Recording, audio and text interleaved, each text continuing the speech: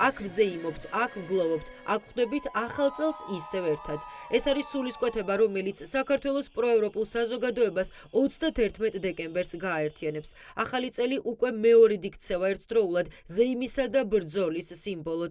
მართალია, წინა წლის მსგავსად შუა რუსთაველზე გაშლილ გიგანტურ სუფრას ვერ ვიხილავთ, თუმცა პერფორმანსების გარეშე არც ეს ახალი წელი ჩაივლის. წელს იქნება ისევ პატარა მსგავსი მაგიდების ფორმატი, არ იქნება ისეთი დიდი სუფრა, მაგრამ იქნება შესაძლებლობა ყველა ადამიანს, ვისაც აქვს სურვილი, რომ აქ შეხვდეს ახალ წელს, მოიტანოს რაღაცა პატარა ნობათი სახლიდან, ასევე გაუზიაროს დანარჩენ თანამოქალაქეებს თავისი სურვილი და ამასთან გვექნება ძალიან კარგი კონცერტი, სადაც მიიღებენ მონაწილეობას ქართველი მომღერლები, რომელსაც ჩვენ ძალიან კარგად ვიცნობთ.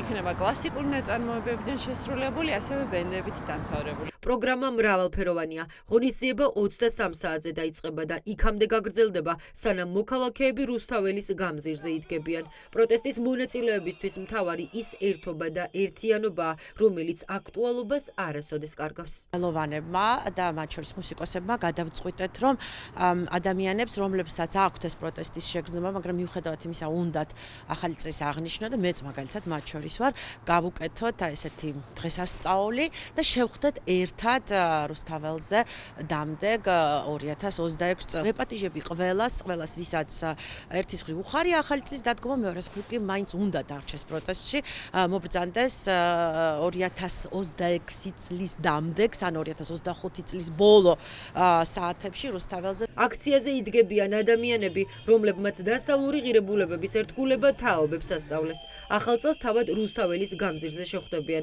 და მოუწოდებენ სხვებსაც, თუნდაც საზეიმო განწყობის პარალელურად არასოდეს დაავიწყეთ, რომ ქვეყნის მომავალი მათ ხელშია. თქვენ დაიბადეთ ამ საქართველოში და თქვენ ღირსი ხართ, რომ იყოთ, იცხოვროთ ბედნიერ, თავისუფალ, დემოკრატიულ საქართველოში, ევროპულ საქართველოში და ამას მიაღწევთ აუცილებლად.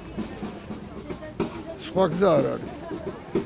სხვანაირი მომავალი თქვენ არ გჭირდებათ და არც გექნებათ, უნდა გქონდეთ აი ესეთი ევროპული მომავალი. და მოახერხეთ ისე, რომ მეც მომასწროთ ამას, ეს ძალიან კარგი და მადლობელი იქნება. ახალი საპროტესტო წელი დედაქალაქის მთავარ გამზირზე განახლებული ენერგიით, თუმცა ძველი, ყველასთვის ნაცნობი მოთხოვნებით დაიწყება. ბრძოლის შეწყვეტას გამარჯვებამდე არავინ აპირებს. კიდევ მყარად ვიდგებით, სანამ არ მივაღწევთ გამარჯვებას, იმიტომ რომ შარშან გვახსოვს, როგორ შევხვდით ახალ წელს, როგორი მრავალფეროვანი იყო და ხალისით. მე ვარ დარწმუნებული, ძალიან ბევრი ადამიანები გამოვა 31-ში და ერთად შევხვდებით ახალ წელს, მომავალ წელს გამარჯვების წელს. რაც მეტი ვიქნებით, უფრო მალე იქნება გამარჯვება.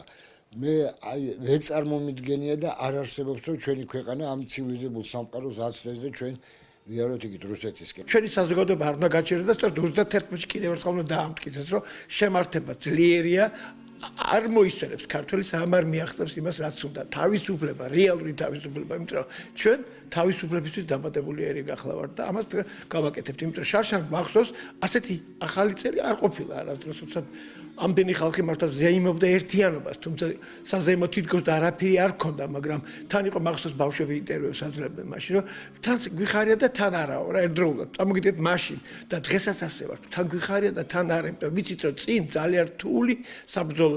საახალწლო გეგმები უკვე ცნობილი, შეკრების დრო და ადგილი კი უცვლელია. ერთობლივად პროტესტისა და ზეიმის მთავარი ეპიცენტრი კვლავ ისტორიული რუსთაველის გამზირი იქნება.